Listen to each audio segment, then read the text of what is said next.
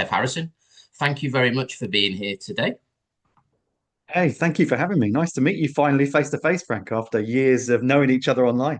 Yeah, exactly. So, this is the part of the show, I say show, this is the part of the podcast that I like to ask writers about where they grew up, the music of the time, the politics, how people, the attitudes of the time, that kind of thing. So, I mean, it's quite a Sure. general question. So, can you tell me where you Hmm. grew up? Yeah, I mean, I grew up in Surrey in a place called Woking, which Oh, yeah. is really a bit of a crap hole, to be perfectly honest.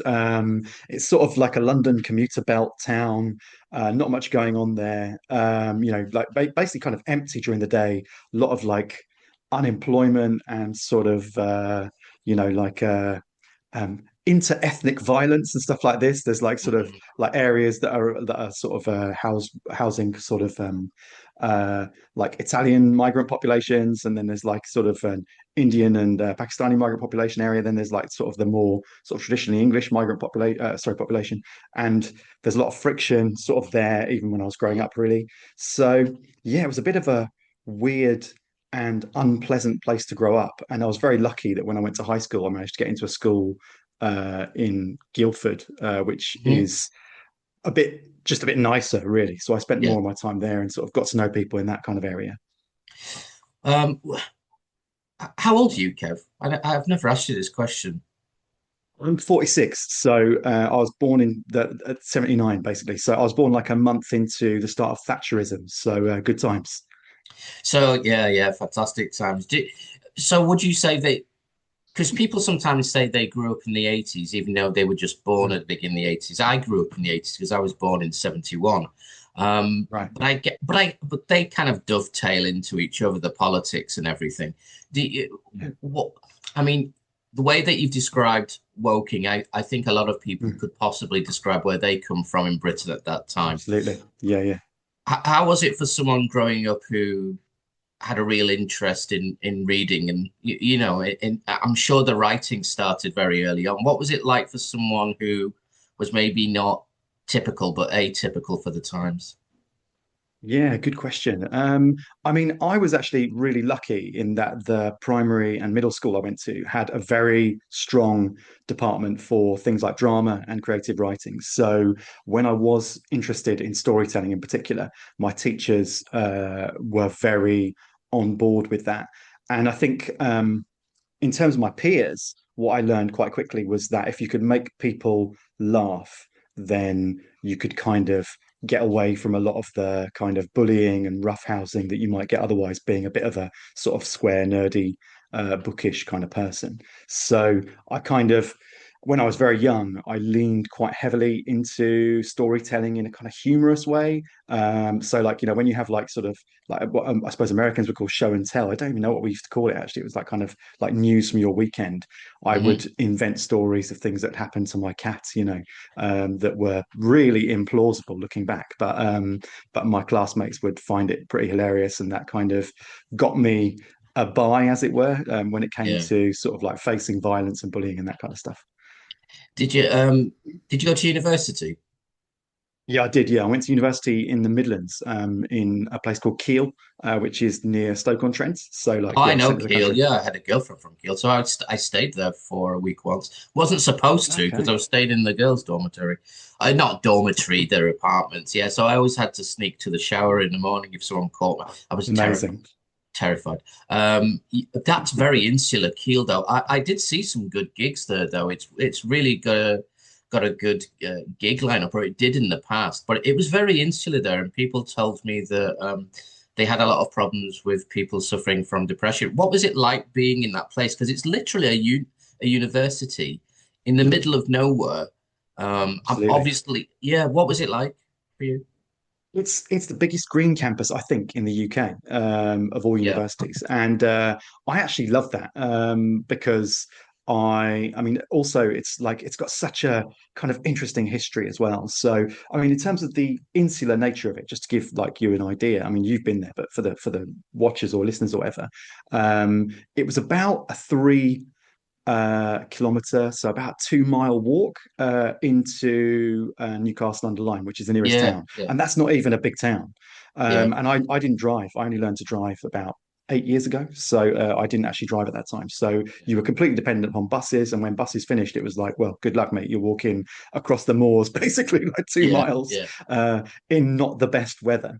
But I mean, like the history of Kiel is so interesting. Like I don't know if you know, but the guy who owned the estate before it was handed over to a university was a guy called Snade, and he was heavily involved with Aleister Crowley, the No, I didn't know that. Satanist weirdo, Yeah, and like loads of mad shit happened. Like they did like some people say they did sacrifices. There's no evidence of that, but they certainly did rituals and stuff in the forest. They had like an amphitheater set up, and actually one of his daughters committed suicide in one of the man-made lakes there because she was so distressed by the whole experience. So you've got these Victorian buildings, you've got this kind of like weird, creepy history, and also this kind of like, yeah, like very rustic environment. So actually, I loved it. yeah. Newcastle under Lyme, unfortunately, they voted for reform in the by-elections. Yeah, it just Bloody popped up deform because UK. yeah, Yeah, because I always remember that place just because of its connection to Kiel, and so that's why it caught yeah. my attention. Um, what was Newcastle under Lyme like for going to clubs? Because everybody at Kiel would say to me there was one club if you were into, and I know you and I share a love of music because I know that we may not be into the Yeah. same music, but you're heavily into music. So did you spend time going to the club like once a week on student night? I did used to go to town quite a lot for music, but not really to clubs actually, because in Kiel, sorry, in Newcastle and also in Stoke, the old town, not Hanley, the Yeah, new town. There's quite a big rock scene, and I'm very much like rock and metal background. yeah, So there were a lot of places that were like sort of like real ale pubs that played classic rock, or like there was a massive pub that was turned into a kind of club night once a week on Wednesdays, called, oh, what was it called? The Sutherland Arms. And yeah. it was run by the Outlaws, who are kind of like an offshoot of the Hells Angels. And as long Oh, as you were on side with them, it was fine. But there was like always this kind of air of potential violence that could kick off because there were these gigantic skin-headed biker lads like running the show. But it was great for the music. I mean, and I met loads of really cool people there, and actually got into a band while I was up there and stuff. oh So yeah. yeah, really, really good. Yeah. Were you singing or playing an instrument? Yeah, I was a screamer for about 10 years, actually. I had a band in high school growing up, doing sort of like melodic death metal. And Yeah. then I got into sort of like a more sort of like atmospheric death metal band while I was up in Stoke-on-Trent, and did that for about sort of 4 or 5 years as well. But yeah, really good times. Best thing I've ever done, honestly, gigging. And the thing I probably miss the most, I'm sure you can relate. Yeah, yeah. Because I get your newsletter, so I always see that you've Mm. recommended some bands and music that you're listening to while you're writing. Not always while you're writing as well. Do you remember? Because something I'm really interested in because it shows, I think, in every author's work, and obviously it changes over the decades because we move into a different time and things have changed. Of course, yeah. Do you remember? Because when I look back at my period at university, which was in Sunderland Yeah. in the mid 90s, I was talking to a couple of friends recently because we're going to have a reunion this year in Britain, and people are married, people have got kids. Yeah. One of my friends is about to stand to be a Green MP. So Wow. when we were talking about how people used to speak, some of it you think, God, that's really embarrassing the way that people spoke in those days. We're talking about individuals that we're not going to necessarily meet again, but we think about how they did things or conducted themselves. Do you remember how people behaved, the things that they said to each other, which might not happen now? And when you're writing, I know this is a writing question, but when you're writing, your characters would behave in a different way now. Yeah, that's a really good point, actually. I mean, I think things like humor was much more irreverent, let's say, Yeah, maybe in those days. And I think that kind of came from the media we were consuming, but then also kind of filters down into your day-to-day speech, right? yeah, And I think some of that, like you say, I wouldn't look back on with fondness, and I might even be a bit embarrassed about. And even stuff that maybe I said that was perhaps intended for shock value, and maybe I didn't consider, like the power of words and that kind of thing so much. Yeah. Even though I was even at that time, like writing lyrics and stuff, even if not writing stories in those days. Yeah, yeah, it's a good point actually. Yeah. What do you think about the music scene today? Because I argue with people who say that, oh, it's everything that was good was in the 90s. I totally disagree with that. I think if you get on YouTube and you know something about the underground, there are literally thousands and thousands of new bands to discover. But what do you think of the music scene today? I mean, do you go to gigs in Portugal? Because that's where you're based today. That's right. Yeah, I live in just outside Lisbon. I do try to get to gigs here. It's pretty difficult because my schedule, as you know, as an English teacher, I'm Yeah. teaching often in the evening, so I miss a lot of shows. But I try to get to at least a few shows a year. I completely agree as well about music not having sort of like died a death. I think what is perhaps true is that the stuff that's in the mainstream has become more sort of uniform. Like there's less Hmm. variety in the mainstream because I remember growing up in the 80s, Yeah. and because my dad was big into music of all kinds of varieties. You'd have like a top 10 chart listing that might have like Madness doing ska, might have Yeah. Depeche Mode doing like sort of like Yeah. depressive electronica, and various other kind of spectra of music as well. Whereas I think these days the stuff in the mainstream is very much kind of like, no time changes, no key changes, just keep it simple, folks. 3 minutes maximum song length, etc. But once you get beyond the mainstream, I think there's people doing really interesting stuff, blending genres that have never been blended before, or been sort of not really explored to its full before. And so I think, yeah, like you say, it's a matter of getting outside the box, as it were, in terms of music these days. And I think there's so much out there for everybody, really, if you do that. You mentioned the box, but another kind of box. Do you remember what TV was like in the 80s? And how would you compare it to today? Um, I think, well, also with the mainstream, I suppose there was more experimental stuff. Hmm. I mean, something I remember watching a lot, probably at too young an age, because my parents were irresponsible, was stuff like, do you remember Tales for them from the Unexpected? Tales of the Oh yeah. Unexpected, sorry. Yeah. I Yeah, remember the theme music most of all. yeah, and the whole kind of like starting intro Yeah. visuals was so striking, right? Yeah. Um, but like that kind of thing was just so like, I mean, some of the episodes were fairly straightforward mysteries, but some of them were really out there and strange. And obviously I was when I was growing up as well, I think we still had the Twilight Zone running, the original ones. I think it was like Yeah. the last Channel few series 4. were in the 80s. Yeah, Yeah, yeah. Yeah. exactly.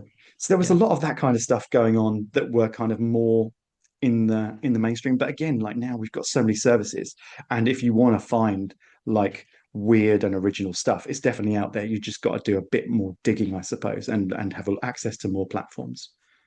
Was there a particular show that you always tuned in to watch, even if it's not horror related? You just watched it.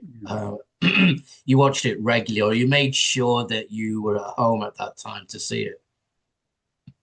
Let's have a think about it. When I was in my teens in the 90s, I mean, I really enjoyed a lot of strange comedy kind of things. So, Yeah. like, for example, Sean. like the Mary Whitehouse Experience was a big one for me. Yeah, I remember that. Yeah. Mm. Did you ever watch Sean Hughes? Oh The yeah, actor? amazing, absolutely amazing. Yeah, Yeah, that's one that people have forgotten, I think, which is a shame because that really was surreal, and that was uh, it's a shame that he died so young because he was so talented. yeah, What absolutely. about what about Saturdays? Because Saturdays for me, even as a teenager, Mm. even into my early 20s, Saturdays was getting up early, getting on the train, going into Liverpool, and you go to a bookshop, you get some fish and chips, maybe visit a museum.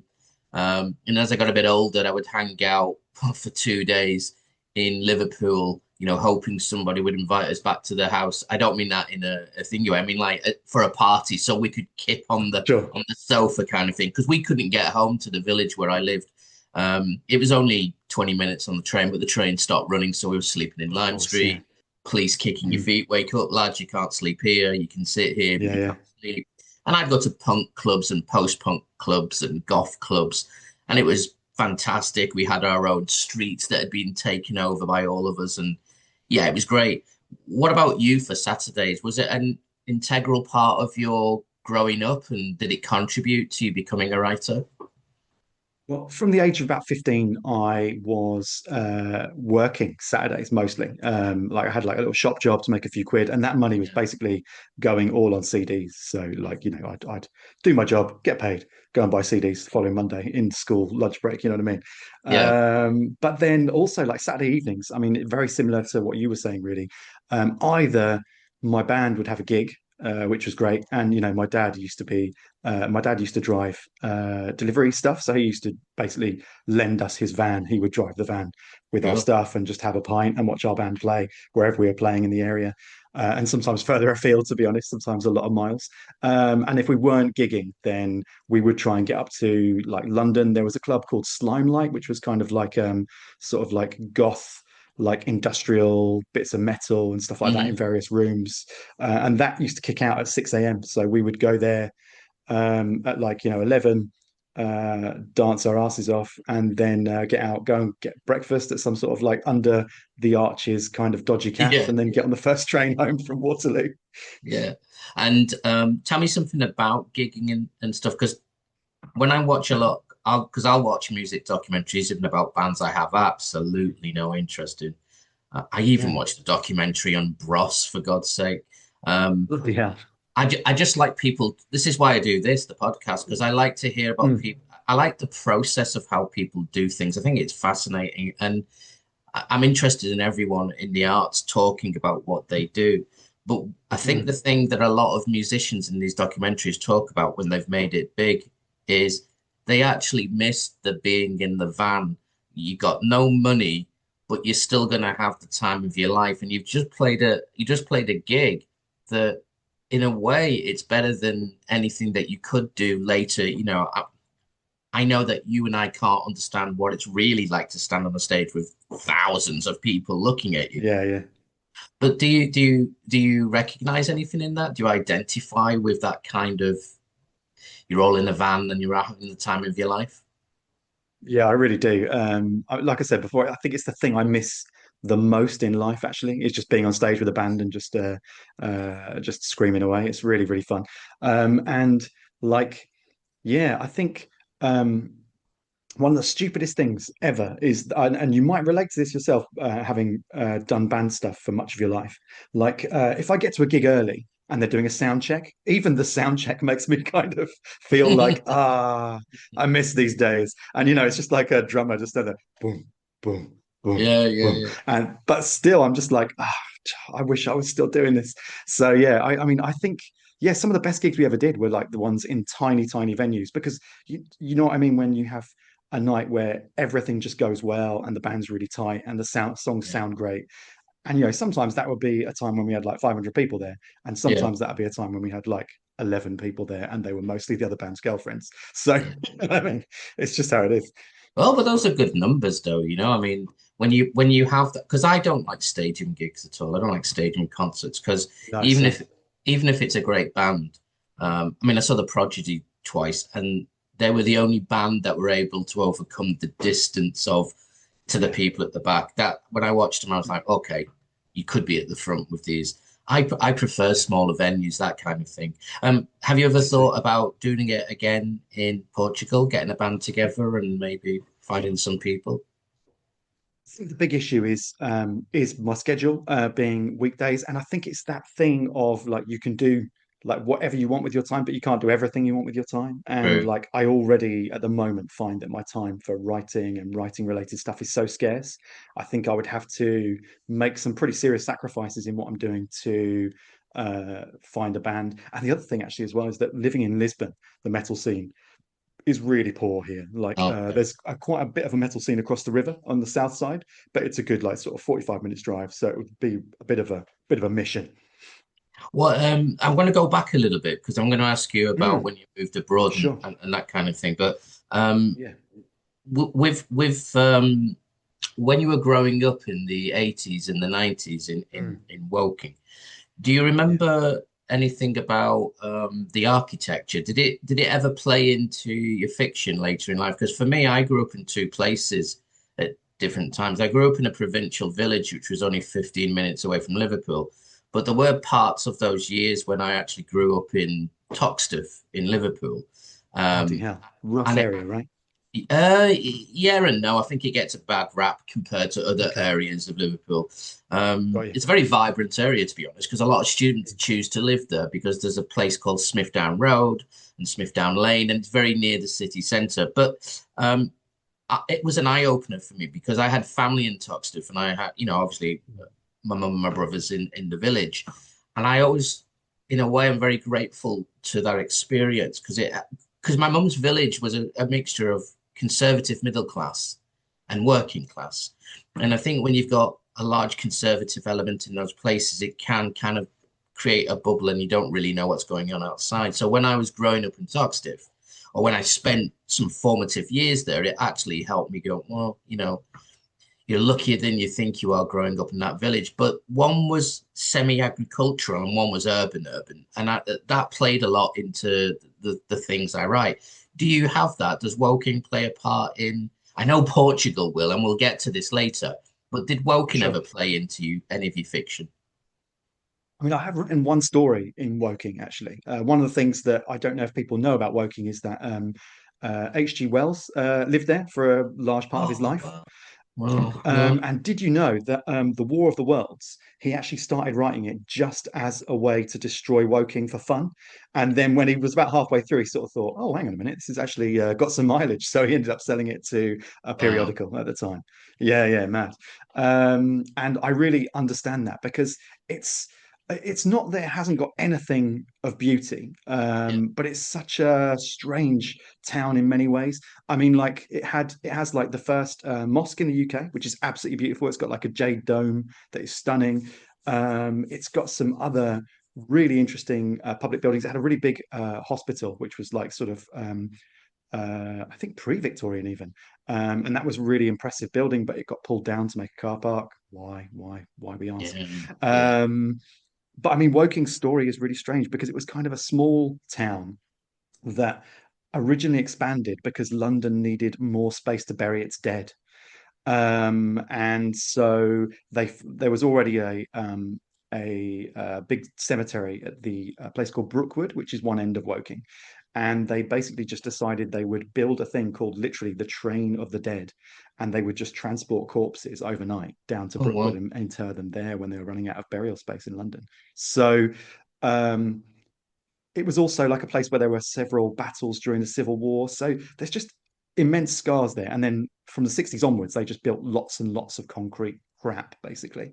So yeah, I think when I think about sort of like downtrodden and forgotten and ill thought out England, Woking is very prominent in my mind. Like even if it's not, even if a story isn't set there, it kind of it kind of gives me the trappings of what I think of when I think of the bad planning of a lot of town centres from that period. I mean, everyone knows the name Woking, but I didn't really know that much about it. It's always a good Mm. thing to ask a writer because a writer will paint a very clear, vivid picture. And now I think I know Woking. Let's Cool. move on from. I don't want to ask you questions that you don't want to answer. So always feel free just to say Frank no, and I'll edit that out. And No I'll worries, no edit worries. that out that I said edit that out. Um, so after university, did you know what you wanted to do? I think this is the big thing that is a struggle for so many people, and I didn't know at all what I wanted to do. So I did at university, I did philosophy and classical studies, which Hmm. you might say is a complete waste of bloody time. I mean, philosophy was really good for helping me think, and I definitely think it shaped my like mental and thought process and helped me a lot in my life. I think classics was just something I found interesting. Yeah. Did like Latin language, did like early persecution of Christianity in the Roman Empire and that kind of stuff. Really interesting things, and also Roma Britain. Um, but in terms of like what was I going to do with this for a job, it was really Hmm. difficult. While I was at uni, because I come from quite a poor background, I was working a part-time job at Vodafone, basically Hmm. doing like like calling people up, pretending they had to pay their bills and that kind of stuff. Not very exciting. Oh, yeah, I've done Um, something like that and myself. Yeah. Exactly. And because I'm a bit of a geek, I quickly learned how like their databases worked when like we had problems with customer databases. And so basically after I left, well, when I was about to leave uni, a job came up working in the department that handled all that stuff. And my boss said, like, why don't you apply for that job? Like there's no minimum requirement or anything. And you like I definitely vouch for you because you know what you're doing. And I just kind of got into this job and became a data analyst for about 9, 10 years. Yeah. And so that was actually it was a weird thing because it was kind of work that I found interesting because everything was like a puzzle to figure out. But I often ended up working in various companies for like middle management who were absolutely the stereotypical David Brent-esque kind of picture of middle management, and it just got increasingly depressing as life went on. Were you already writing by this point? Had you started? Well, I wrote a lot as a kid and as a Yeah. teenager. And I wrote a vampire book in university, which I've destroyed all evidence of because it was just the most navel-gazing, over-emotive, sort of proto-emo shit you can possibly imagine. Um, Thank God that no longer exists. But then when I got into when I was doing more band stuff, a lot of Yeah. my creative energy went more into writing lyrics rather than into writing stories. But I mean, a lot of my lyrics were kind of like narrative based, so I suppose there was always a Yeah. story element going on there. Oh, I do that. Yeah. It's a cheat. Like the guys when we're improvising always think that I'm some sort of what's amazing. It's like it's actually based on a story, but I'm not going to tell you. Um, so how did you get from so did you get disillusioned with the job? The reason I asked about the writing is just that a lot of people have told me in the past that they were doing a job that eventually they ended up hating or it just wasn't doing anything for them. But they'd started writing it at that time as a way to kind of, I don't know, de-stress and let some things go. And then it turned into like full-time writing for them. Um, Yeah. so how did you get disillusioned with the job and start looking for Yeah, very something? much so. Yeah, I mean, I moved on from that Vodafone job after about 5 years, and actually, I don't think I was that disillusioned with it there, to be honest, because I had a really, really good team around me. But it kind of came to the end of 5 years. I wanted to get out of Stoke-on-Trent. I'd broken up with the girlfriend I was seeing up there. That was the main reason I wanted to stick around, yeah, and so I decided to move to London. And then I moved around to a bunch of different companies in telecoms and energy sectors, but kind of it was always either that I was working for a small company that paid peanuts for really good people, or yeah. working for a big company that paid much better for people who sort of like had the IQ of a particularly badly injured pigeon. Um, and that just got increasingly depressing. And I was just thinking, and I really did reach the stage where me and some of my colleagues, when I was working at the National Grid, we were like sort of like just joking about how like, my God, we need to just like burn this place down. And then the Yeah, joking got less jokey, and I was just thinking like, yeah, this is actually not good for my mental health. Like imagining this, so instead, yeah. I started writing a book, which I will finish at some point. It's like about 25,000 words at the moment, Okay. of basically someone who accidentally murders his head of department after a safety meeting. And then one of his friends, while he's in the bar, sort of decompressing about it all, says to him, "You hate these people. Why don't you just like accidentally murder all of the management?" And he basically decides to set up like increasingly elaborate and stupid accidents that sort of decapitate the entire business. So yeah, I mean, every time I'm between books, I kind of add a few thousand words to that story and go back and like sort of edit bits and pieces. It will see the light of day sometime, but it is kind of a horror comedy, a human horror comedy. I will look out for it. Well, how did you get from that job into teaching? I decided basically that I had to change career. It was literally like change career, murder spree, change career, murder spree. Yeah, Don't like yeah, prison food. Probably yeah, best to not do the yeah, murder spree. yeah, So I thought about what I could do. And because I'd always been interested in language, in writing, in stuff like that, and also I was also at this point so kind of downbeat about like like the English lifestyle of like getting up at 6 in the morning, yeah, um, going to work in the dark, coming home in the dark for like yeah. 4 months of the year. I was like, sort of, I'd get paid my salary and I would book flights pretty much every month for somewhere for like a long weekend or whatever. All right, I'd be like cool. maximizing my holidays and stuff like this to kind of get away as much as I could. And I was just thinking, like, if I'm doing this like escape so often. Why don't I just escape fully? Yeah. And Mm. so I took a teaching qualification, and managed to get my job to give me a 4-day week. So I did more hours on Monday to Thursday. Sorry, Monday, Tuesday, and Thursday and Friday. And then Wednesday was the day when I went to college and did this teaching qualification. And yeah, I just did it, and I loved the process of the teaching qualification. Loved taking it. Yeah. Loved being at college, learning again, and yeah, passed the qualification and decided, yeah, I'm just going to get out of here. Uh, I'm going to ask you some more questions about this later because I've Sure. used the whole writing backdrop, writing the whole teaching thing as the backdrop for some stories and even some characters. Unfortunately, occasionally some people have asked me, "Is that based on you?" I'm like, "I bloody hope not." No, um, but I do think this is something that we can really go in depth to.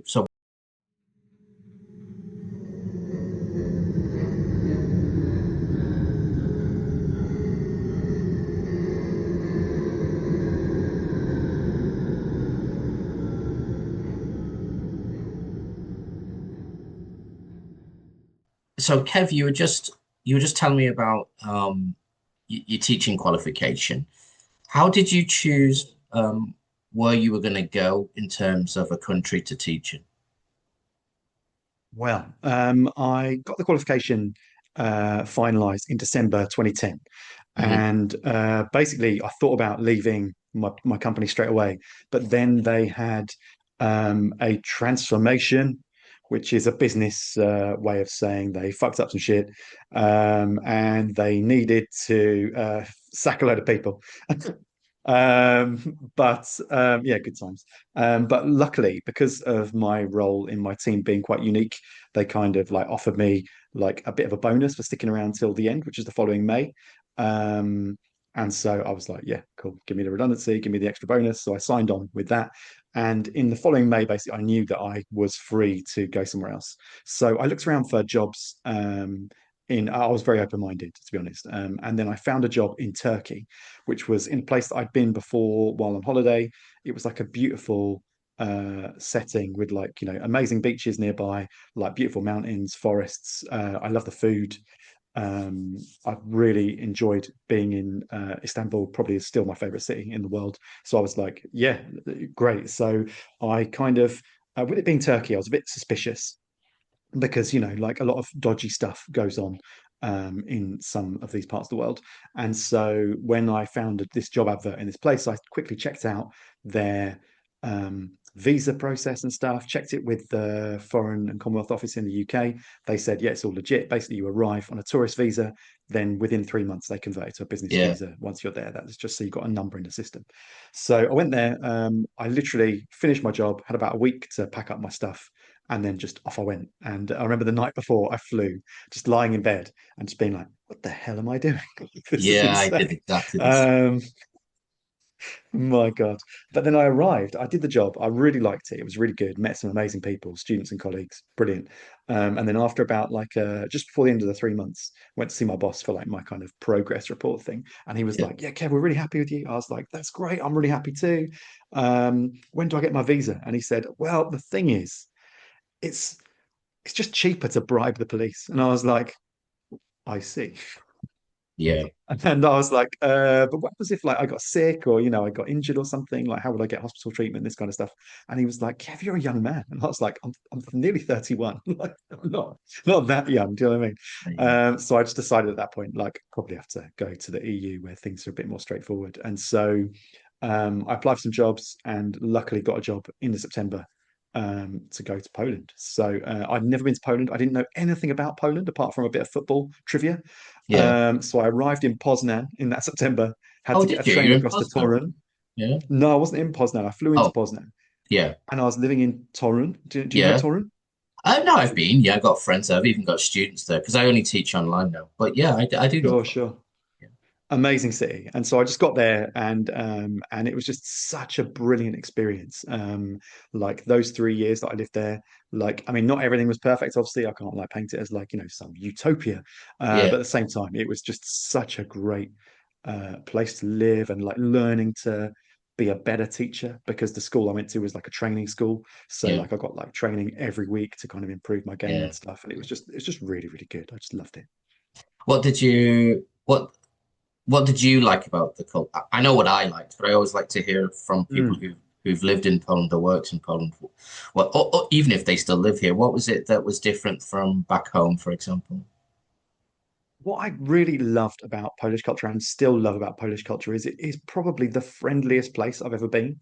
And I Hmm. think people really misunderstand that because there is a thing that I was told once by a Polish friend of mine, which is like, why do you smile when you're walking in the Yeah, streets? And I was like, because I'm having a good day. And she's like, people will think you're mentally ill. yeah, yeah. So That's exactly what they still say. Yeah, it's completely true, completely true. yeah, it is. So people get this impression, I think, that people are very cold. But actually, I think Polish people are the quickest to warm up to another person that I've ever met. I used to go out like Yeah. if my friends were busy or like didn't fancy going out, so I've got a cat visitor. Oh yeah, Um, if my friends were busy and I wanted to go out on a Thursday night, say because I had Friday off, I would just go to like a rock bar, sit at the yeah, bar, chat to the barmaid or the barman or whatever who I knew normally anyway, and like within 30 minutes, someone would be like, "Who are you? Where are you from? Do you want to go to a yeah, party?" And then yeah, have a new yeah, friend. It was just ridiculous. Like, yeah, yeah, yeah. Because I always say to because as you know, Polish people are quite underconfident, and yet they tend to be some of the most educated and well-traveled people that you'll meet. yeah, But absolutely. they don't really believe in themselves that much, which is understandable because Mm. it's connected to their history. You know, it's kind of like in the DNA, so to speak. But I Yeah, always sure. say to people, I always say the difference between Britain and Poland, and this is no disrespect to Britain itself, which is Mm. Britain has this stereotype, which is true in some ways, that people look friendlier on the streets than in other countries. You know, people are smiling, Yeah, customer service is pretty yeah, good. yeah, Whereas in absolutely. Poland, as you said, people don't really smile, and there's often that joke about, you've got six photographs, and in six photographs, the person isn't smiling, but each one represents a different stage of emotion for a Polish person. But the fact is that what you just described, it perfectly sums up who they are, and they're fantastic hosts. When you're in their home, Yeah, they mm. really make you feel welcome. Whereas with the Yeah. British, we tend to, when someone knocks on the door, even when it's family sometimes, I mean, I can, Freeze up, right? uh, yeah, we kind of like open the door and don't close it behind us, and we stand on the step chatting. And for a Polish person, Mm. that's kind of like, why would you not invite the person into your home? And people Yeah. do, but it's a more British thing. An Englishman's home is Mm. his castle kind of attitude, and Sure, and sure. that's me not being disparaging. It's just a cultural Mm. difference, which things Yeah, I'm totally. very interested in. But I would totally agree with you. When I first arrived in 2000, um, I was just instantly struck by, although people were struggling and working like horses in those days, it's a very different story today. Absolutely. Yeah, yeah. Everybody was just so welcoming. I remember being in places with my friend, and I remember in one student bar, and I'd only been there for 2 days, and I was on my way home, and we didn't go out in the week because, like the school that you described, it was similar in mine. You got on school on site training to make you into a better teacher. So we didn't have Nice. time to go out in the week, even though we were young men. Mm. But I remember being in the student bar and people just turning around at a different table and, can we come and join you? Can we practice our Yeah. English? Can we speak to you? And I was like, oh, I really Mm. like this place. Um, Mm. so I completely understand where you're coming from when you described that. Did you live anywhere else apart from Torrance? Weren't you in Warsaw? Were you in Warsaw? No, I lived in Oh, Torrent and also Bydgoszcz because Bydgoszcz is like the sort of sister city up the road. yeah, Honestly, I didn't like it as much when I lived there because it's much more industrial. yeah. They also have like quite well, they had at the time quite a big problem with football hooliganism with Zawisza, the club there. Oh, yeah, Um, it wasn't like sort of a big threat generally, but like there were a couple of days on match days where I got confronted by people, and I just thought this is not a great experience. Um, and Torrent obviously like is this perfectly preserved medieval city that managed yeah, to survive the Second World War. yeah, And so it just has a very different vibe. So that still feels very much like home. Although I will say, when I went back 2 or 3 years ago, I was really impressed with how Bydgoszcz has kind of become this warmer, more welcoming place. And I just got that impression everywhere with Poland, right? Like it's really come on. Like the transport network is just so yeah. good now. Oh, it's Like, I mean, I actually moved away from Poland because basically the currency was a bit of a killer. yeah, So I love traveling. It's a big part of my life. And I found that like in Poland itself, I could earn my teacher's salary and live very well. You know, I could go out for Yeah. dinner a couple of times a week with friends. I could go out and party. I could still save some cash. And then when I went to even Berlin, which is quite a cheap city by European standards, I could spend a month's salary in a weekend. So Yeah, I know. I just didn't see that as sustainable. That was the thing that made me move on to somewhere else in the Eurozone, basically. Do you know the crime writer Paul D. Brazil? Do you know Paul? And no, I don't know. No, he lived in Bydgoszcz for a while. I met him originally in a different Oh, city. really? Yeah, but Okay. he lived in Bydgoszcz for a very, very, very long Mm, time. But I have mm, students who much younger than me who live in Bydgoszcz who I teach online, mm. and from what they've said, it has really changed a lot. But as Absolutely. you Yeah. said, I think a lot has changed. When I first arrived in Warsaw to get a visa in 2000, after 3 months, Yeah. I'd been living in a beautiful place. It still is beautiful, called Zielona, which is basically they Yeah. call it a city. We would call it a town in terms of size, Of but course. Yeah. Yeah. it's literally in the circle of a forest. So it was a beautiful Mm, place to be, and the people were very open-minded and cool and hip and very heavily invested in the arts and cabaret. And mm. when I went to London in 2000, it was still you could see that communism had been in this city. You could see the wide expanses between, because when you're in London, everything's above you. And when Yeah. you were in Warsaw, and it still exists, but because of the war, because it got completely leveled, you could see Yeah. the spaces, and it was very grey, it was very depressing. However, for someone who wanted to know what another country was like, it was very interesting for me. These Yeah. days, Sure. Warsaw is such a cosmopolitan city, and it leads the way in terms of infrastructure and tech and all Yeah. those kinds of things. And the young people are just they look fantastic in the way that they dress. It kind of takes me Absolutely. back to Liverpool in the early 90s, all the different music styles. So it was.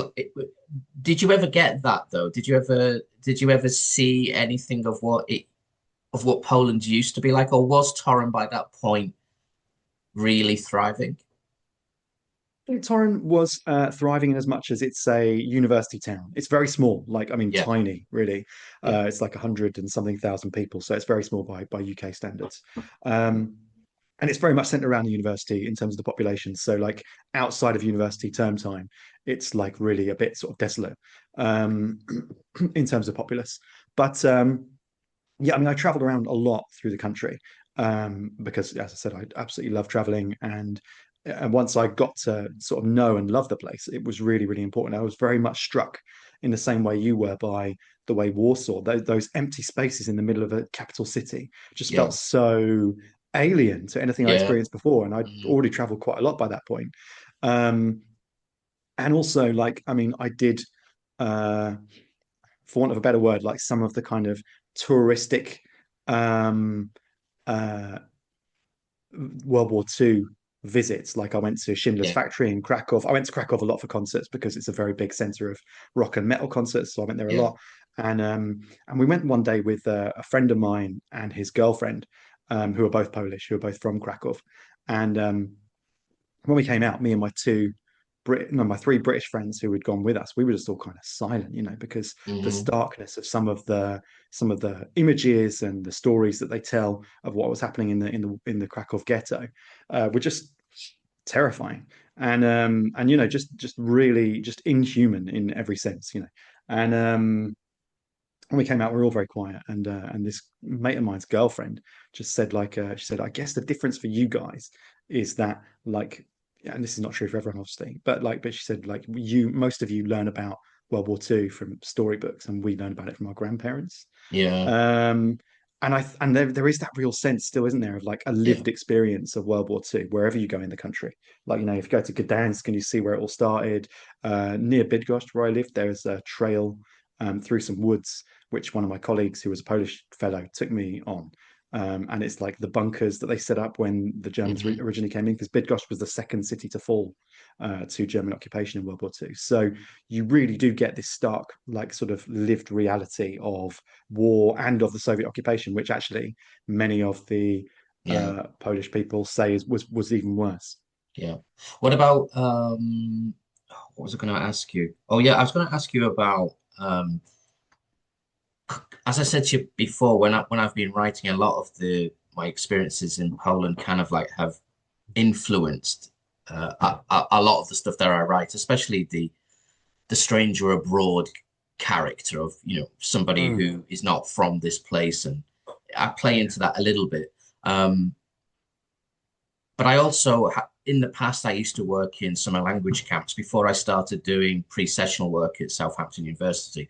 But I haven't done that cool. for a long time, and I don't really need to do it anymore because, as you know, in the summer, it used to be that there wasn't enough work to keep people going. I'm Sure. lucky I'm not in that position anymore, so I don't need to go to Britain in summer to do that. But I know that Brilliant. you're heavily involved in pre-sessional work in, is it Mm. you are in Britain? Yeah, when you do that? I normally go to Reading. Yeah, I've been going to Reading for the last Oh, few okay. years. Yeah. Mm. And does any of the teaching element of your life play into the characters or the stories? Yeah, I think it does. I mean, like, certainly what you're saying about the stranger abroad. I mean, I definitely feel that. I mean, in my book, Shadow of the Hidden, which was my Yeah, first novel, yeah, that basically is about a guy who's living in Turkey, the place where I lived in Turkey actually. And it starts off with a real story that really happened. So I had a friend of mine who was a Turkish guy, and he ran a bar basically. And essentially, the kickoff for the story is something that really happened. So we were sitting there having a beer one day, and an old widow came across to him and started begging for ice cream.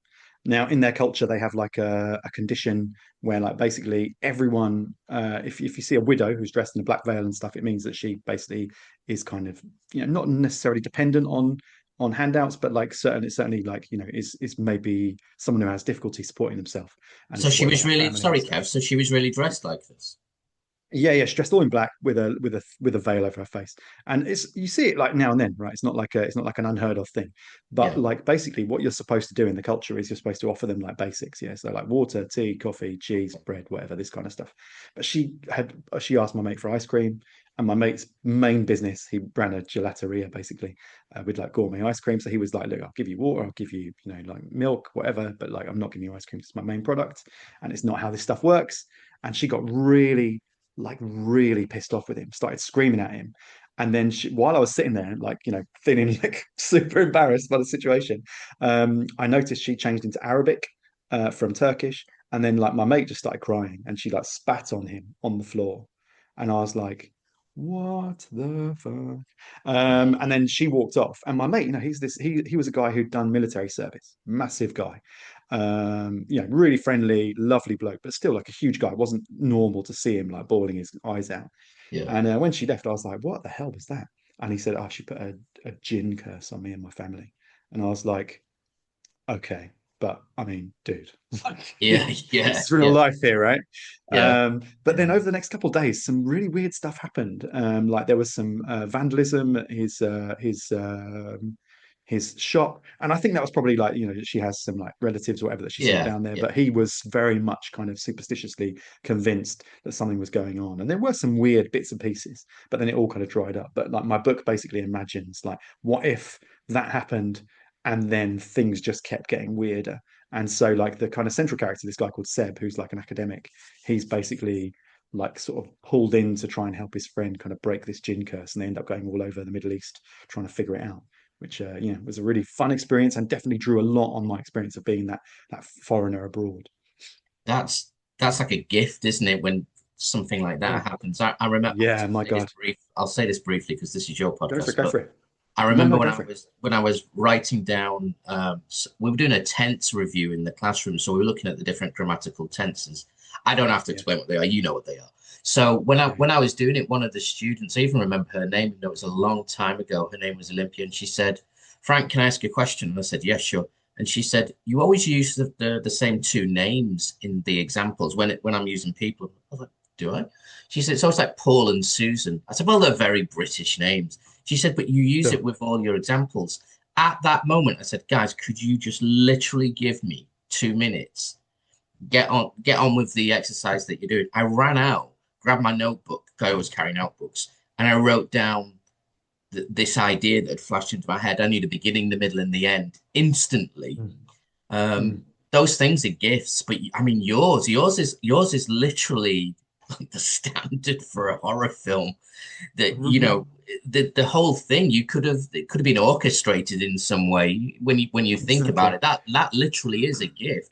Yeah. That's a meta horror film in one way. Yeah. You know, the horror writer sitting in a bar looking for inspiration, and here it comes. I mean, that's a Yeah. fantastic story. Yeah, wow. Completely bonkers. Yeah, yeah. I mean, that story like lived in my head for about 10 years, and I didn't really know what to do with it. I knew that one day I had to do something with it, right? But at that stage, I wasn't actually writing fiction at that point. So, or I'd taken a long break away from it. So it kind of like lived there rent free, incubating for a long time. And then it just, yeah, all came out in 2022, I guess. Yeah. So let's go back a little bit. I guess this is the Mm. official part of part two now, because I want to go back to the very first time that you consciously sat down and said, I'm gonna write a story. Can you remember? Yeah. Yeah, I mean, basically, when I just moved to Portugal, so 2014, I moved here with my Polish girlfriend at the time. And when she came, like, she very, very quickly realized that actually, having grown up in a small, relatively small city like Bydgoszcz, never lived outside Poland and never lived outside her own city, she was Yeah, just like, this is a step too far for me. yeah. Um, but I had a job here, I had a contract. I also had kind of decided that at that time, I didn't really see a way that I could like make my like wishes a reality while living in Poland because I was having, Mm, like you said, to go to the UK every single summer and that yeah. kind of thing, and it was just very difficult. So I said, look, we can't, I can't go back. You can't be here, so we split up.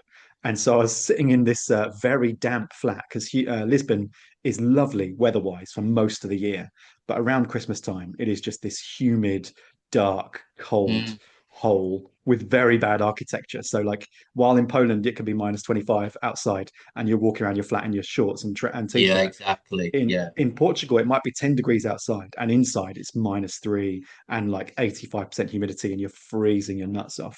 So I was just sitting there feeling really depressed and sorry for myself. And I saw flashed up on Facebook a thing which basically said it was like a youth horror, no, sorry, youth genre writing competition.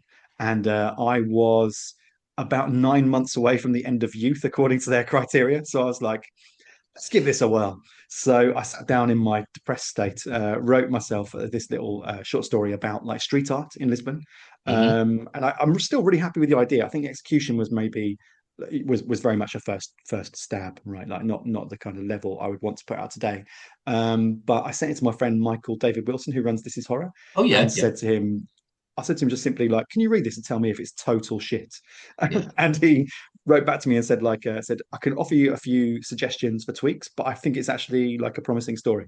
So I took his suggestions on board, submitted it, and thought nothing of it. And then about 3 months later, they sent me an email saying like, "Oh, you've won second prize. Please come and collect a thing." And I Oh was like, wow. "Whoa, my god, that's amazing!" So it was What was like a that? multilingual thing. So it was like, What was that like? sorry, go on. Sorry to interrupt you, because this No, is not at all. something. This is because I know a lot of my students, or maybe not a lot, but some of them I know they've told me they watch the podcast, um, and I've always tried to explain to them because they've asked some questions about writing. I don't really talk about it that much, but about the first time you make a sale.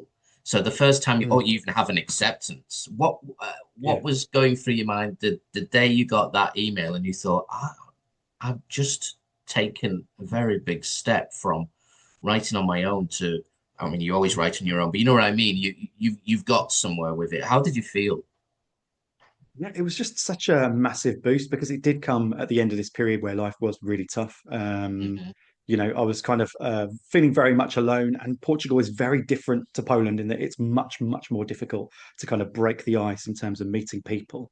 And so for that reason, I was kind of quite lonely, only really spending time with a few colleagues who I got on with, and just feeling a bit glum generally. And then Yeah. suddenly having this, story thing. And it was, and being a writer was something that I'd talked about, age 7, age 8 in school when they say like, what do you want to be when you grow up? I was like an author, and people are like, yeah, yeah, good Yeah. one. And me myself, the same reaction, right? I saw it as like a pie in the sky kind of thing that could never be a reality, that it kind of belongs to other people, and to suddenly get like this acceptance, and the acceptance also included it being published in an anthology. So I was like, bloody hell, published story, can't believe it. And so just absolutely delighted, really, like amazed, yeah. And did you start writing regularly? after this, except you. Yeah, that was the thing. I mean, like at that point on, like I spoke to Michael again, and he said, "Look, this year on the This Is Horror Discord, we're doing a thing called the Story a Week Challenge." So basically, this was the beginning of 2017. He said, "Look, basically, what we're doing is we're going to write a story a week every week for the whole year. If you fail, then you still end up with an absolute ton of stories. If you Yeah, succeed, I mean, you've got 52 stories." And the beauty of that challenge, I absolutely loved it because. Um, Basically you start a story on a Monday and the following Monday, you're writing something different. So you could like take loads of wild risks, like write something completely out there, like try something completely new. And like on Thursday, it's a grind. And you just think like, okay, I'm just going to finish this. I don't like it, but I've learned something and I can just bin it and start something completely fresh on Monday. So that year I ended up with 39 stories. And I think about eight of them have been published in various places, and one of them became my debut novella, which was the Balance, which was set in Poland itself. Yeah, yeah, yeah. And oh, what was I going to ask you? Oh, yeah. Do you? It's a question I ask everyone. Are you a planner, or it just you just paragraph by paragraph, page by page? when I started, I would just have an idea and just run with it and see where it went. I think nowadays I tend more to not plan exactly, but have like a couple of milestones I want to hit in a short story, or like a kind Yeah. of a more expanded bunch of milestones if it's like a long form piece. So yeah, so it's kind of morphed over time. I guess I'm a plantser, as they say. Yeah, I was going to say, are you in between as well? Yeah. Because reading your newsletter, you mentioned music Mm. a lot, and Mm. sometimes I use music, sometimes I don't.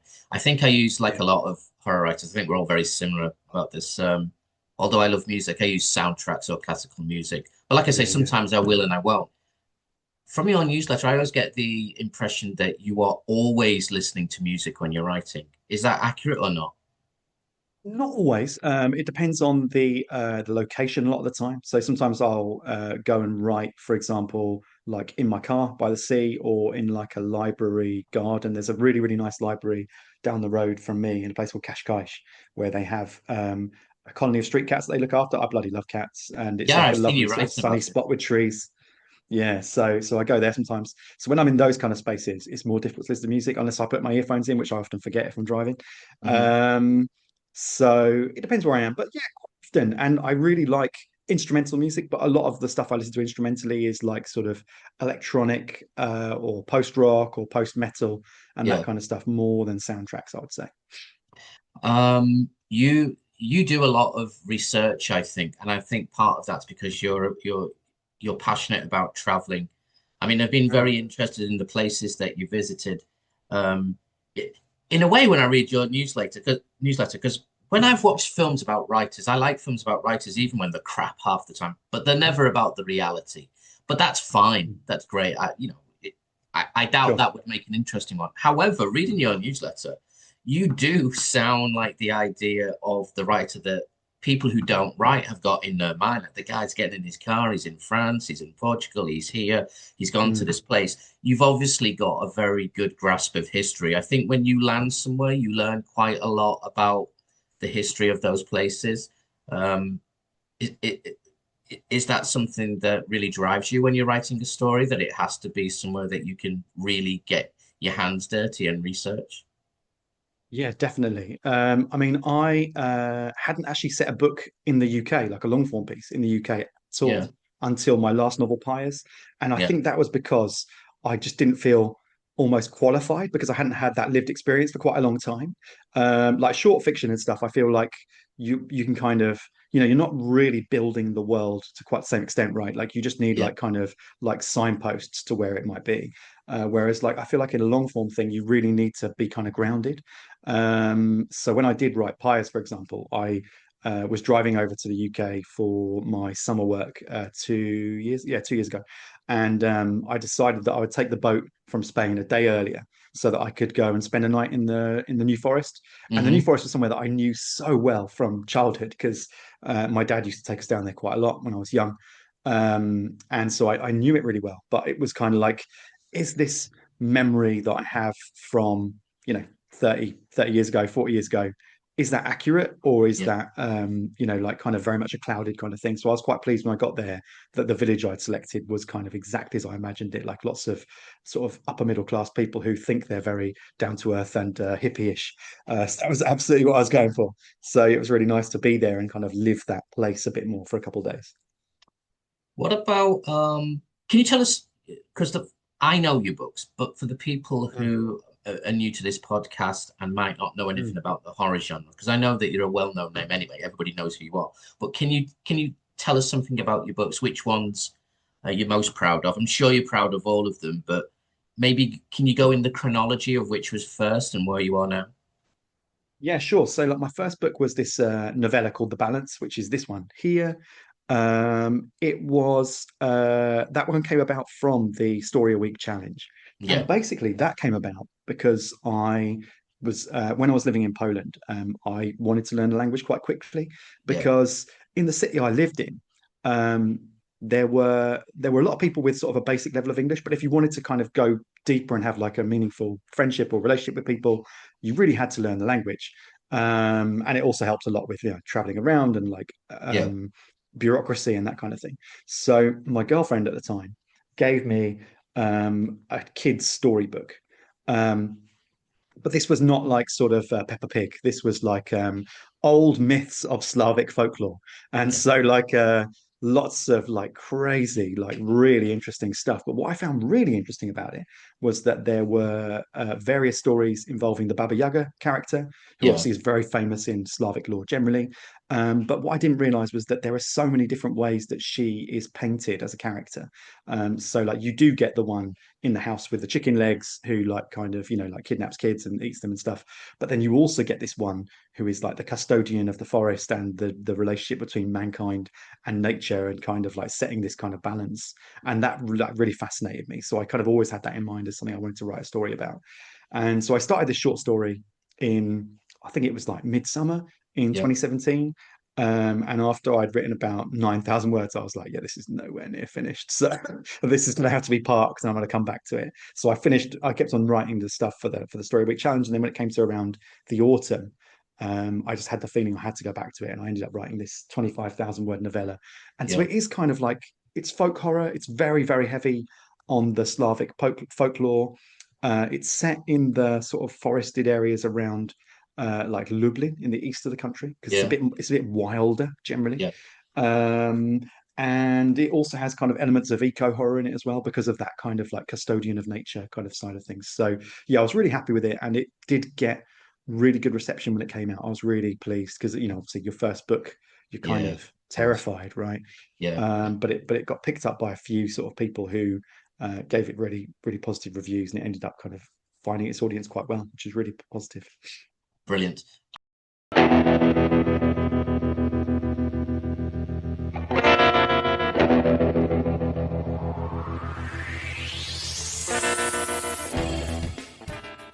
Right, Kev, can you tell us about your second book that you have published? Yeah, sure. So my second book was also a novella. It's called Below. Um, it's an interesting book. I mean, the story kind of came to me very quickly. It's kind of an underground subterranean horror. It's much more what I would say is like perhaps traditional horror in the sense that it's kind of like there's a creature involved, which I can't go too much into without spoiling it. Yep. And the people are kind of very much in a kind of locked room situation because they go into a mine to discover what happens to one of the protagonists' grandfathers who was buried in a mine collapse like sort of years and years ago. And when they get in there, they realize that something is going on underneath. The thing that was really amazing about this book is the cover was done by Keelan Patrick Burke's Eld Yeah. Lemon design. Yeah. And he had the cheek to send me a picture of it and say, "Is this okay?" And I was like, "Is it okay, Keelan?" No, it's a bit Yeah. better than okay, actually. Like it's kind of like Yeah. yeah, I He was he's he, staggered by that. he's an excellent writer, and Amazing. just Yeah. to make you feel nothing but envy, he's also a brilliant illustrator as well. Absolutely, yeah, incredible, incredible. So yeah, I mean, I think the cover alone probably sold 200 copies of that book. Like, it's absolutely bonkers. Like, yeah, can't thank the guy enough. And what about the research for it? Was it particularly difficult to do something like it based as it was underground? Yeah, it was really interesting actually. I remember looking for a long time at things like hydraulic temporary collapse prevention devices. So like that is as boring as it sounds. But just checking like what amount of weight could be supported if like a tunnel collapses with one of these devices. Like how do you install them? How quickly could you install them? This Yeah. kind of stuff. So like yeah, it was a ride, that's for sure. Tell us about some of your other books. Which books have you had published? So I also had like a collection, which I don't have a copy of here, actually, weirdly, called Paths Best Left Untrodden, and that was Mhm. like 13 stories. That was in 2021, so the same year as Below. Yeah. Um, and yeah, I probably should think about doing another one of those in the next couple of years. But then I had Shadow of the Hidden, which is the one I talked about earlier, which is set in Turkey and Yeah. Tunisia and Egypt, and that one actually won the I remember. Independent Press Award for Horror at the beginning of 2025, which like Yeah. absolutely made my year. And this one actually, because it was set in the Middle East, I actually got a North African Arabic descent artist to do the cover. Yeah. And if you've read the book, there are some interesting Easter eggs on the cover, with the setting being the place of the final kind of scene of the story. So yeah, really happy with that. And then the most recent one, which is the first one I set in the UK, which came out last October, is called Pyres. Yeah. And this one is about a spirit painter. Well, it's about two sisters, really. One of them is a spirit painter, and she's made a living from spirit painting. Spirit painting is where you're like a psychic medium, but rather Hmm. than speaking for the dead, you paint the dead paint through you. Oh, wow. Um, and the research for this was fascinating because there are people on platforms like Etsy who claim to be doing this, and people are buying their stuff. Like, like, oh, this painting that I did yesterday was painted by an 11-year-old girl who died in an accident, and you're just like, the hell. Absolutely bonkers, honestly, bonkers. But yes, so basically, one of the sisters is that, and the other one comes back to the UK to kind of confront the Stop the Boats movement after working with refugees for a number of Yeah. years in the Mediterranean. And when she arrives, she finds that the spirit painter has painted a news journalist from a right-wing news station having been burned alive. And the Hmm. next morning on the news, they find that this guy has been burned alive in exactly the same position in the same place. And they just have to figure out what the hell is going on, basically. In terms of the one you are most satisfied with, because writers are never satisfied. You know, when somebody asks which of your books would you recommend first, we always say the last book. Yeah, yeah. But for you, which they're all your babies, but which ones would you Mm. say are the ones that you are most satisfied with? I think I love the story of the balance. I absolutely love it. But I feel like this was written in 2017. Yeah, So I've come on a long way as a writer in 10 years, as you bloody hope, right? yeah, Um, whereas I feel like these two, Pyres and Shadow of the Hidden, I really feel like these ones like still represent like the level that I'm writing at now. So while I kind of enjoy all three of those stories as much as each other, I think these are significantly better written pieces. So if people were kind of like getting a first book by me, I would say both of those. And I think they also touch on things that are really important to me because they still have the folk horror aspect, which I think is really important to my identity and like the way I approach life. But they hmm, also speak to something about like I mean, Pyres especially as someone who is a migrant, and you can probably speak to this as well. yeah, I kind of feel very welcome in the place where I'm a migrant and where I have been a migrant. And I feel like the dialogue in the world today about migration yeah, from poorer countries and for, let's face it, frankly, browner people yeah. is deeply depressing. And so I think that book speaks to that as well, which is quite an important thing for me. Have you ever come? I'll very quickly touch upon this, but I know it's important in Sure. your work. Have you ever come across um, even other native speaker teachers who have a different view than yours about migration? Because we're the same. I think we share the same ideas about this. Have you ever met? I've met one or two who Mm. voted for Brexit, for example, doesn't make any logical Mm. sense to me that you would do that while being a migrant in another country. Have you ever encountered that? Yeah. I don't think I have. I don't know though if that's because none of them hold those beliefs or whether it's because they feel kind of surrounded by people who would shun them for it. Do you know what I mean? So I really don't Mhm. know if that's the case or not. But I certainly, I mean, I know people that, or I've met people that, like for example, live in like one of the very Anglophone communities in southern Spain who've Mhm. told me that they Yeah, voted yeah, Brexit, and I'm just like, what are you mental? Like, are you yeah, completely insane? yeah. Like, it just makes no sense to me at all. It's just bonkers. I met a couple of teachers like that on a pre-sessional course in Southampton. I think they got into trouble though. They said something to a student in class. I thought, how can you be teaching abroad Yeah, and actually insult someone, one of the students from another doing the country? same thing as you. Yeah, and when we had this meeting, everybody was looking Mm, around thinking, is it one of us? And mm, I was having a conversation with someone like, surely that can't be accurate. Surely there's been a yeah, mistake. Surely someone's misunderstood, but yeah. apparently it turned out to be that way. Anyway, but how important is it in your work to you know what it's like when you're a horror writer? People have a Mm, preconception about what it is that we're doing, and it's nothing like what they think what we're doing. absolutely. And Yeah. a lot of horror, I think, draws on the politics of the time and the Mm. attitudes towards different groups of people. How important is it for your work? Think it's really important. I mean, like, uh, I think all art is political in some sense, in the sense that, Yeah. like you say, it's framed by the political world in which you live and the political beliefs which you hold, whether you want that to be the case or not. And I also think that, like you say, horror is so misconstrued by people because I think a lot of people think that it is just blood and guts and monsters, and like there's elements of horror that is that, and that's fine, like completely fine. But I Yeah. think also horror is a very hopeful genre because it Hmm. kind of is about like struggling against like dark forces whatever they may be.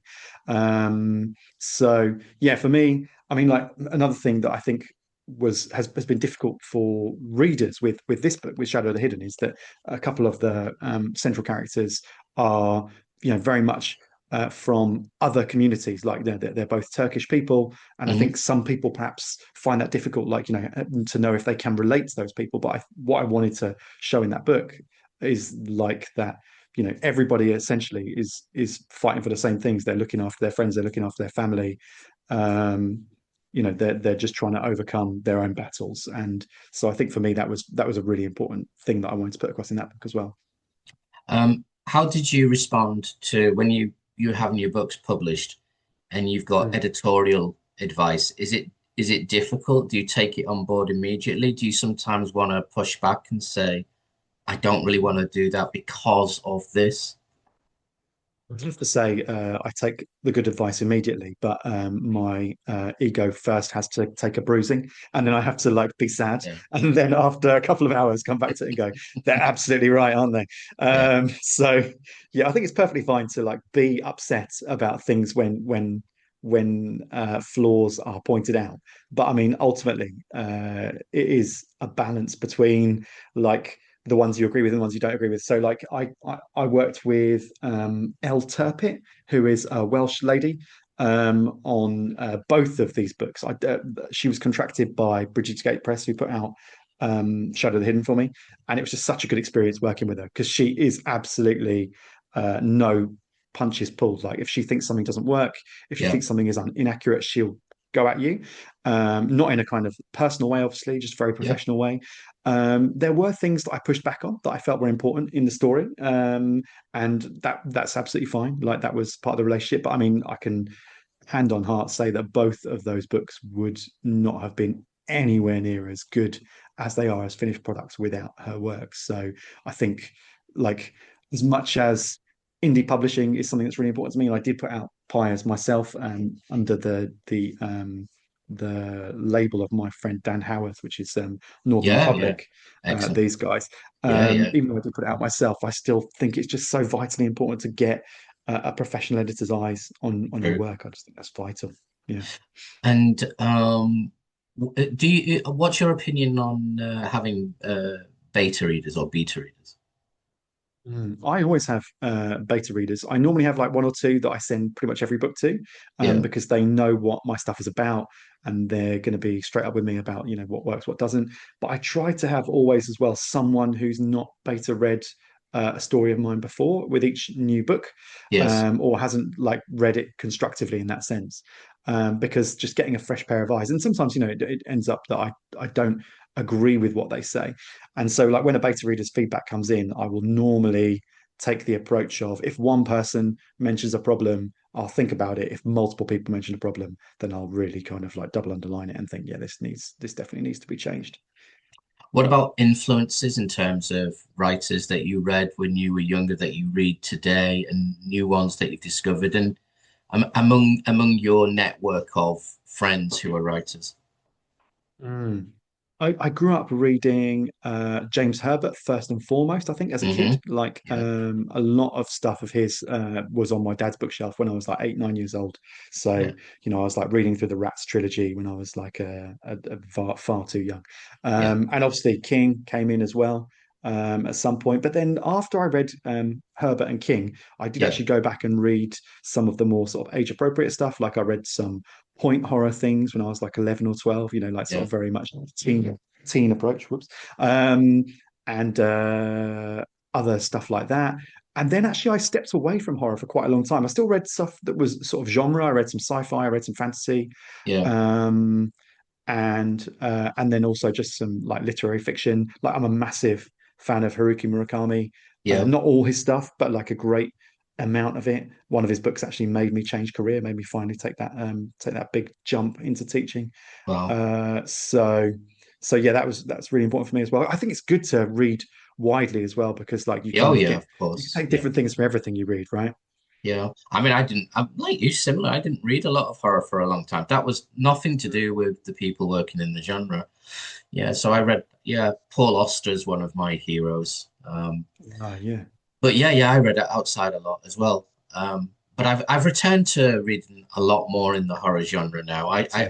I do my best, but I still have other genres that I read. Yeah, I think it's very, very important. I learned that early on. Just I think it was an interview with Ramsey Campbell talking about Nabokov. Um, and I think that maybe when I was young, when I read that interview, it just made me think that, oh, I should be doing the same thing. So very good Yeah, advice. yeah. What else did I want to ask you?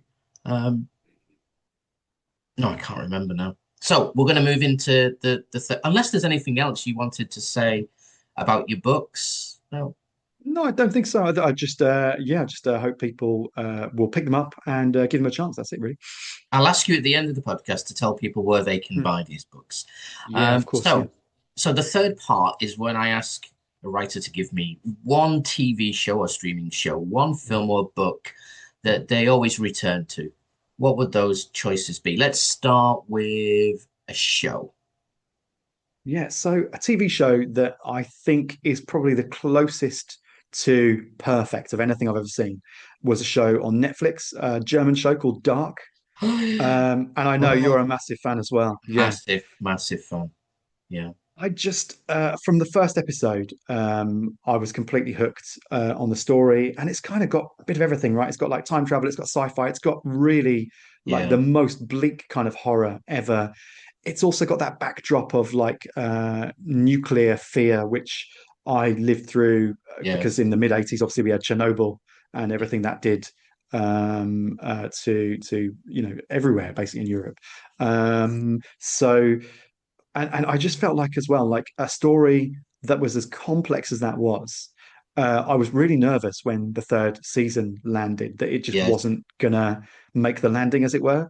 yeah, But I felt like even the finale was just so well measured, so everything was tied up so neatly. The story, the character interplay, just I just absolutely love it. And like to anyone that hasn't seen it, and to anyone that doesn't normally watch shows in foreign languages with subtitles, please just give it a go because like you have to pay attention. You have to give it yeah. your its time because you can't like look away from the screen or you'll be lost.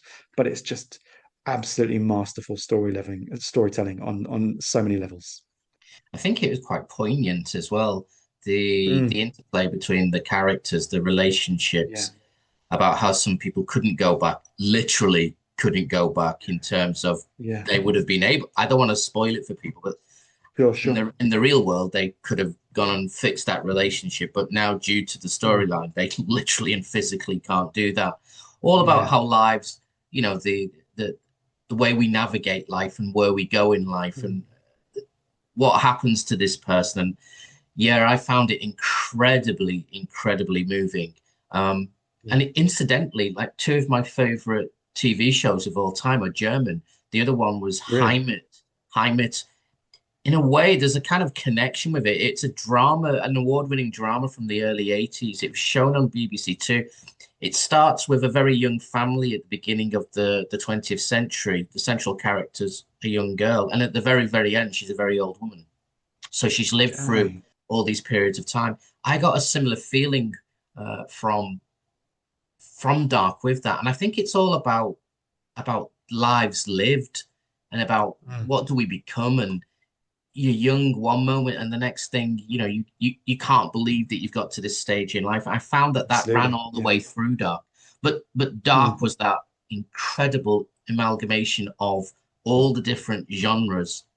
Yeah. Um, I've recommended it to some people. Some people have got on with it and some people haven't. Mm. Unfortunately, one of my friends was telling me she tried to watch it on Netflix in Britain. Maybe this has changed, but she said there was only the dubbed version. I don't know if, Sh- and I'm like, I can't watch anything that's dubbed. I need to hear the Yeah. original. Horrible. Yeah. And Absolutely. she said she said this looks brilliant, but I can't watch it. Okay, so that's Mm. Dark. Um, Mm. I'll be quiet because I could talk about that for hours. What Me about too. the? Yeah, yeah, it's a fantastic program. What about your film of choice? Film. I mean, I guess like I'm going to go a bit left field here. I'm a massive fan of Benson and Moorhead and their films. And like Yeah, I love everything they've done. Like yeah, I've just finished watching their second season of the Daredevil Marvel character, which obviously is very, very different from their horror stuff, but also is just so well constructed, just so brilliant. Um, but I really love their first feature, which was I think it's their first feature, which is Spring. It's like yeah. a I've got that. romance body horror. Yeah, it's Um, fantastic film. just amazing. Like, because if Yeah, you tell me, like, I'm gonna show you a romance body horror film, I'll yeah, probably first laugh and then like be like, oh, sorry, you're not joking. But like, I just think the story is just so well weighted. And again, it starts with like Dark in some ways. The beginning, the first scene is so dramatic and yeah. so like emotionally heavy. Um, but then obviously the way the story pans out, I just found it really fascinating, and the way it taps into sort of like almost Lovecraftian kind of It themes, is. Yeah, but still has this human heart to it, which yeah. obviously Lovecraft, didn't even have one of those as far as I'm aware. Um, so it was, yeah, it really worked for me, and I think this is very much a Marmite kind of film, right? Like because my missus like thinks it is an abomination. We watched it together, and at the end, I was like, "Wasn't that incredible?" She was like, "What the hell are you talking about?" So yeah, but I absolutely loved it. Like I think it's amazing, amazing piece of cinema. It's a great location as well that they had for Oh that. yeah. And the cinematography is just Yeah. wonderful. Like some of those sweeping scenes over that Italian coastline, just like, oh, magic. What did you think of the other films? Because they've done The Endless, Yeah. Synchronic. Is it something in the Yeah, yeah, yeah. dirt? Yeah.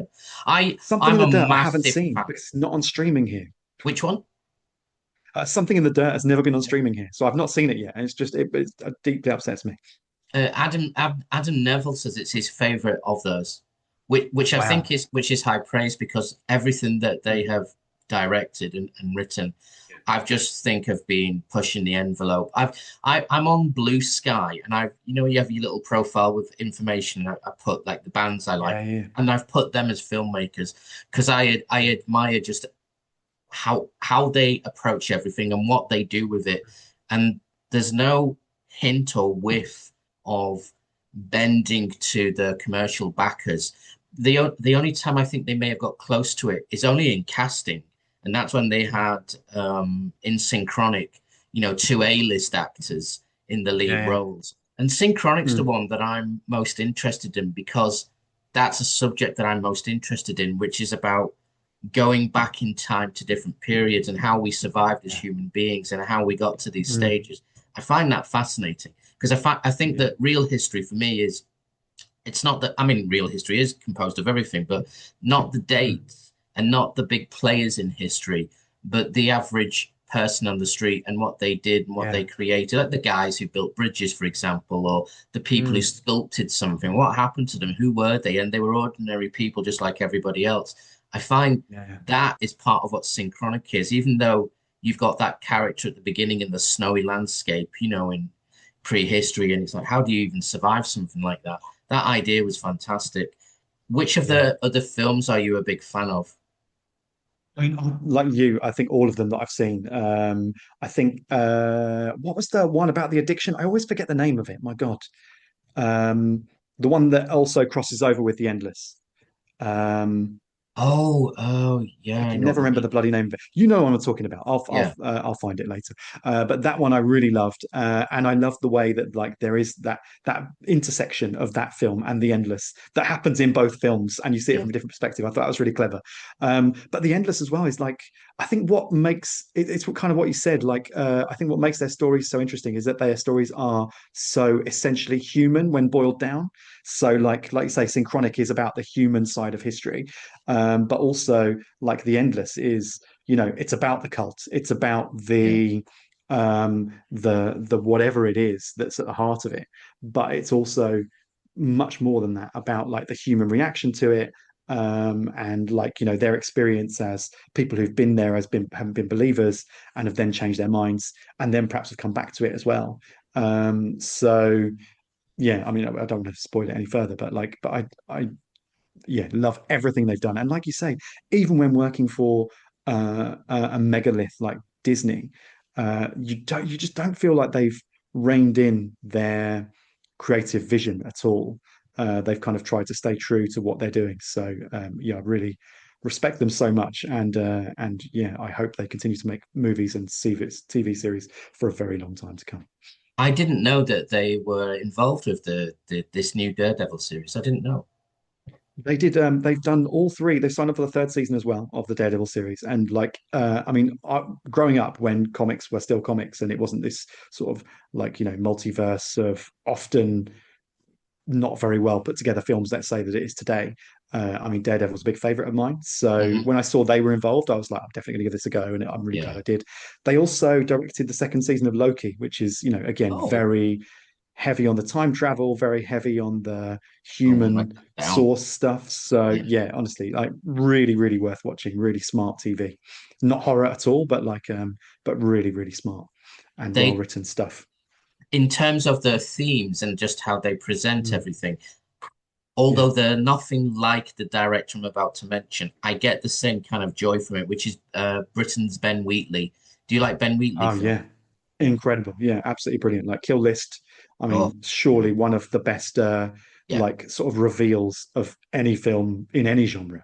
yeah, yeah. I was talking to Gary McMahon about this, the author, many, many, many, many years ago. And I think we'll die on that hill that will fight people that this is one of the top 10 horror movies of the 21st century.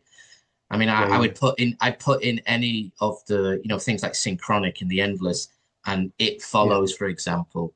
But Ah, incredible. Yeah. I definitely put in Killers. But anything that Ben Wheatley does, his film In the Earth. Have you seen In the Earth? Yeah, In the Earth. I was trying to think of the name actually.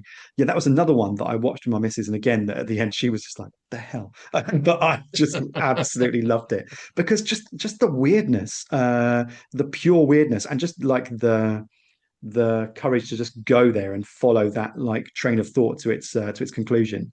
Yeah, It's just, I think it's a kind of risk that a lot of films would swerve. You know what I mean? Like, yeah, they but he would. really just goes all in on it. Yeah.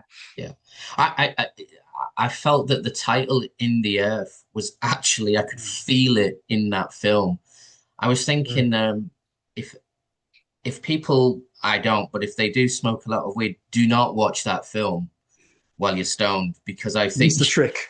yeah, I think you'll be traumatized by the end because Oh, God. he captures so much of what it's going to be like for a person in that situation.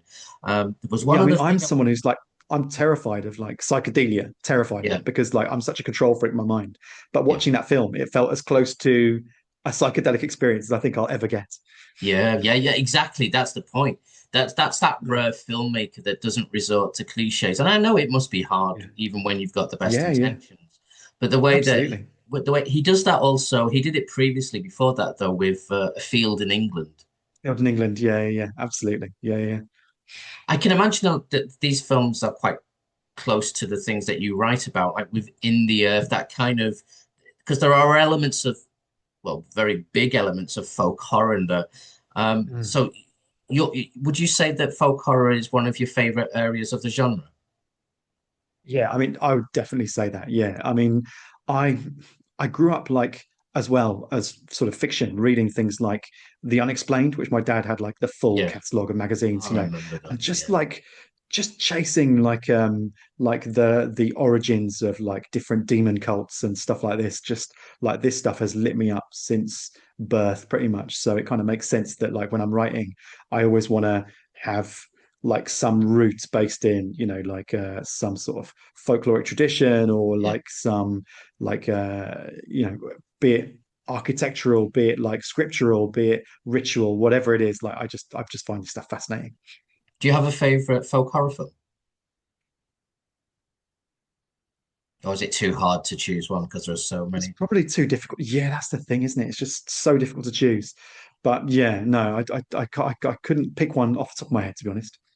I've got it on DVD and I've still not watched it yet. I think I'm Mm. saving it for a day like today. Lord of Misrule. Have you watched that yet? Lord of Misrule, I the haven't seen British. it yet, no, but I read about it. Yeah. Yeah, yeah.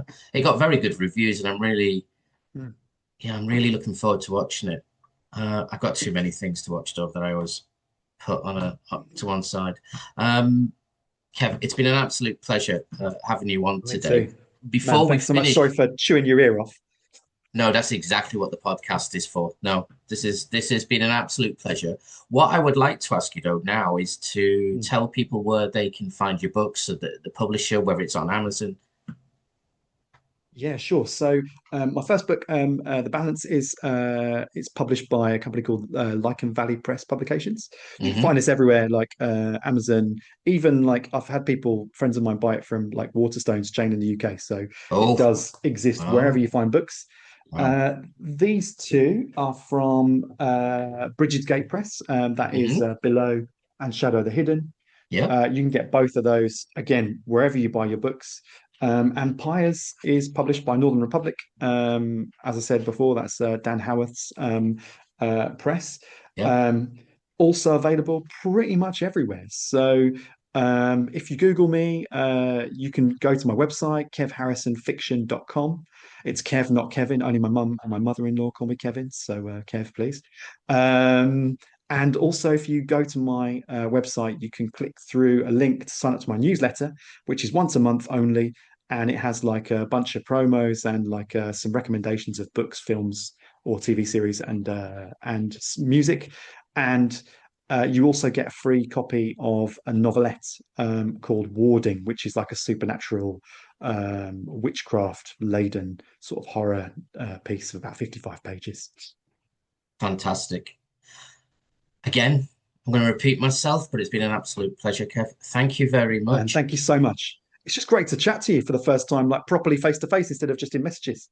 It is, and I think if we can ever time it and we're both in the UK at Mm, some point, mm. or even if we Or can, Poland. or Poland, or we can meet somewhere, Yeah, anywhere, I think, yeah, yeah, absolutely. bring your wife. I'll bring my wife, and we'll have a very good We'd time. love to do it, mate. We'd love to do it. Yeah, We'll talk about this later. nice one. We won't tell people where to find us and track us down in the middle of a podcast. You never know. Maybe not. Yeah, exactly. Have have a splendid day, and thank you very much You too, for sir. giving me your time. I Thank really, you. really appreciate it. Bye bye, Kev. Bye Thank bye. you. Cheers, mate.